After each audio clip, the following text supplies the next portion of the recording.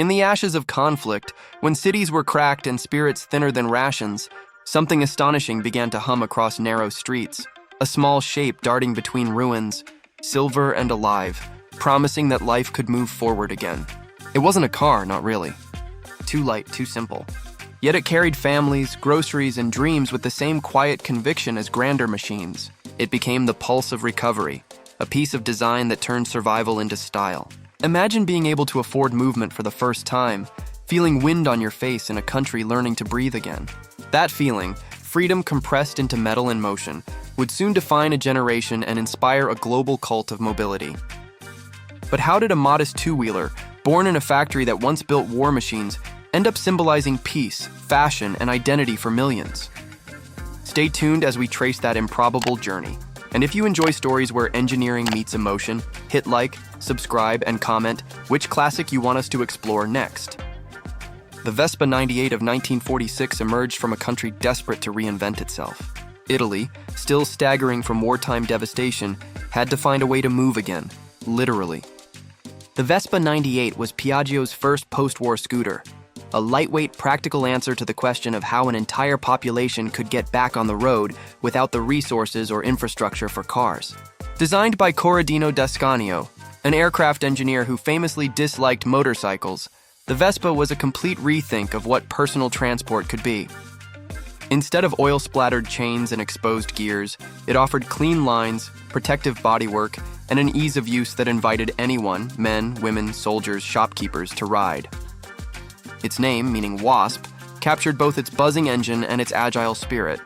At a time when steel was scarce and optimism even scarcer, Piaggio leveraged leftover aircraft manufacturing expertise to create something light, efficient, and affordable. The result didn't just solve a transportation problem, it reshaped how Italians saw mobility itself. The Vespa 98 had a 98cc two-stroke engine capable of about 3.2 horsepower, giving it just enough thrust to hit 37 miles per hour. Not impressive on paper, but revolutionary on cobblestones. The step-through frame meant riders could wear suits or skirts. The enclosed engine kept hands and clothes clean, and its fuel efficiency, over 90 miles per gallon, was perfect for a nation rationing every resource. It was function meeting grace, practicality wrapped in charm. What made the Vespa 98 even more ingenious was its accessibility. It didn't demand mechanical skill or physical strength to operate. For post-war families, that mattered. Fathers rode it to work, mothers to market, teenagers to dates. The scooter democratized mobility in ways Italy had never experienced before. Even its price, modest but not cheap, positioned it as a practical investment rather than a luxury. That distinction built loyalty, and soon Piaggio realized they weren't just selling scooters, they were selling liberation. The early prototypes, sometimes mocked by traditionalists as toys, quickly earned credibility. The Italian press covered the Vespa's launch with curiosity. Soon photographs appeared of chic city riders gliding past crumbled facades. It wasn't long before the Vespa became shorthand for post-war resilience. The machine carried symbolism. From destruction came reinvention. From scarcity came simplicity. In engineering circles, d'Ascanio's design was studied for its elegant efficiency. He used pressed steel to create a monocoque body that doubled as both chassis and fairing, lighter and cheaper than building a separate frame. The front fork, derived from aircraft landing gear, gave the scooter its distinctive single-sided suspension. These weren't random choices. They were born from the logic of wartime innovation redirected toward peace. Riding a Vespa 98 wasn't about speed. It was about autonomy, about feeling capable in a broken world. Italy's geography, with narrow alleys and winding hills, made the compact design ideal. The Vespa slipped through chaos like a promise of order, its small two-stroke hum becoming the sound of progress. Within months, demand outstripped supply. Piaggio had tapped into something larger than transport. They'd built a cultural tool. And in the years that followed, that culture would spread across borders, languages, and lifestyles. To understand how it happened, we need to see what the Vespa 98 meant not just mechanically, but emotionally, to riders, to the market, and to an emerging sense of modern Italy. That's where the story truly accelerates. The Vespa 98 of 1946 didn't just restore mobility, it rewired Italy's imagination. As production ramped up, Piaggio transformed from an aircraft manufacturer to a mobility pioneer, redefining industrial priorities in a nation desperate for purpose. The Vespa 98 was small, yes, but it represented enormous ideas: accessibility, style, and self-expression. Italians no longer saw it as a stopgap solution. They saw it as a declaration that modern life had returned, and soon the rest of Europe was watching. At first, rival manufacturers dismissed Piaggio's scooter as a novelty. Yet as war-torn streets filled with buzzing Vespas, those rivals scrambled to imitate the formula. Italy's export economy found a hero product that didn't need explanation. The Vespa 98 looked good, worked reliably, and carried a uniquely Italian optimism. By the late 1940s, demand extended beyond Italy's borders. France, Spain, and Britain were ordering shipments. It was mobility diplomacy, one scooter at a time. What made the Vespa 98 so adaptable was its simplicity. It didn't depend on sophisticated tools or complex repairs. A local mechanic could keep it alive indefinitely. Its bodywork, made from stamped steel panels, was durable enough to shrug off daily wear, yet easy to replace if damaged. That practicality made it perfect for cities that were still rebuilding infrastructure. For women, it was freedom from depending on husbands or public transit. For men, it was independence without the costs of a car. Everyone could participate in the same experience. That was revolutionary. Meanwhile, Piaggio's marketing strategy elevated the scooter from transport to lifestyle. Early posters showed couples smiling on coastal roads, suggesting romance and leisure rather than austerity. The Vespa 98 appeared in post-war films, not as product placement but as symbol, a prop that conveyed energy and youth. Italian cinema, entering its neorealist period, used the scooter as shorthand for possibility. The visual language was contagious. In every shot of riders zipping through streets once marked by tanks, you could feel a nation reclaiming motion. As the decade closed, the Vespa name began to outshine Piaggio itself. Dealers sprouted across Europe and eventually in the United States, where returning soldiers remembered seeing the scooters overseas.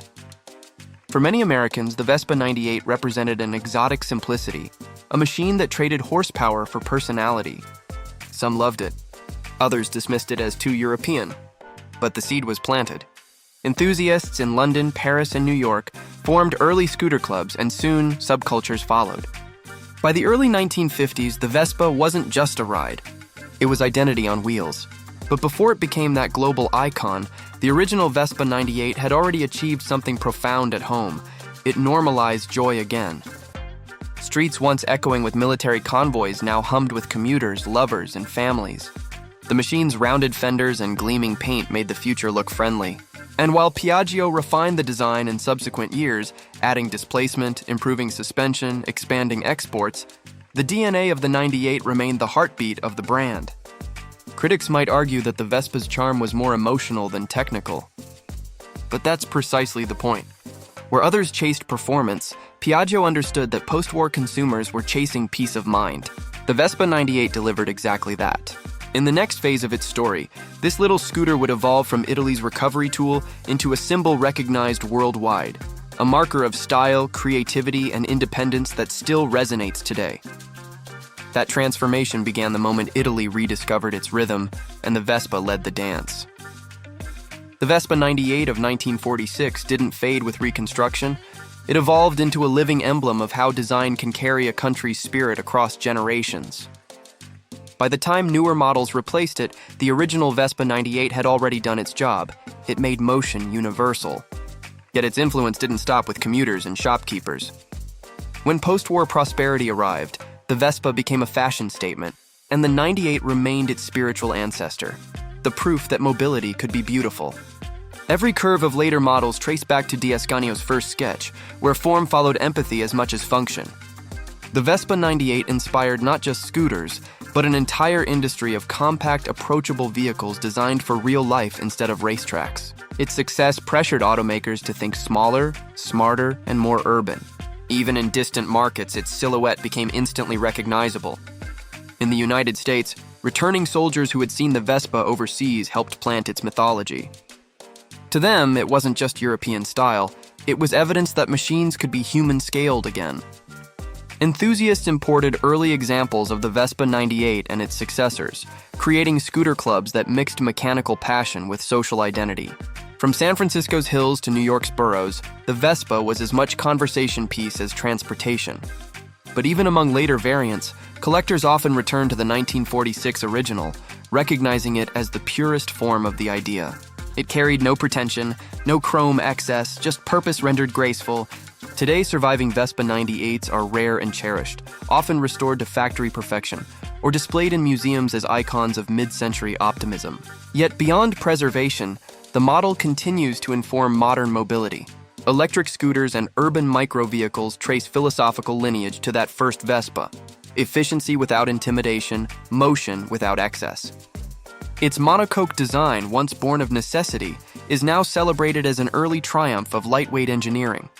And its cultural legacy of freedom accessible to all remains its most powerful export. For modern designers, the Vespa 98 is more than nostalgia. It's a blueprint. It proves that when technology is wrapped in empathy, it transcends utility. That's why new generations still see in it a symbol of uncomplicated joy, an object that bridges eras without losing relevance. The Vespa 98 taught the world that a machine doesn't need to roar to make history. It only needs to move people, literally and emotionally. In that quiet hum, Italy found its new heartbeat, and the rest of the world found a piece of its imagination. For today's riders and collectors, the Vespa 98 of 1946 isn't just a historical curiosity, it's a tangible reminder of how design can rewrite destiny. When you look at one up close, you notice how small it really is, how every inch was engineered with restraint rather than indulgence. That simplicity is what made it timeless.